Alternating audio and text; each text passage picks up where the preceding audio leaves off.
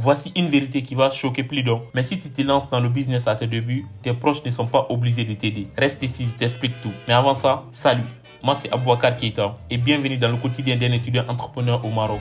Zone 3. Quand tu viens de te lancer dans un nouveau business, dans une nouvelle activité, le premier réflexe à avoir, c'est que tes connaissances et tes proches doivent obligatoirement t'aider. Mais laisse-moi te dire que ceci n'est pas une obligation. Car en réalité, tu t'es pas lancé dans cette activité pour compter sur tes proches ou tes connaissances. C'est pas tes proches et tes connaissances qui sont censés acheter tous tes produits. C'est pas tes amis qui sont obligés de partager tout le temps les vidéos que tu partages sur les réseaux si tu as décidé de te lancer dans la création de contenu. Si tu t'es lancé dans cette activité, c'est que quelque part, tu savais que ton produit peut résoudre un problème réel du marché. Donc pas besoin d'obliger tes proches à acheter un produit qu'ils ne veulent pas. En mes débuts dans la création de contenu, j'ai vite arrêté de partager mes vidéos dans les groupes WhatsApp pour ne pas saouler mes connaissances qui ne sont même pas intéressées par ce que j'ai fait. Car dès le début, je savais que ce que je proposais était pertinent et que je partageais de la valeur. Et sans ces partages dans les groupes WhatsApp, je savais que mon compte pouvait prendre grâce aux inconnus que je vais trouver sur internet qui seront probablement intéressés par ce que je propose. Alors si tes proches partagent tes vidéos ou achètent tes produits, c'est très bien. Mais s'ils ne le font pas, ça sert à rien de développer une haine contre eux.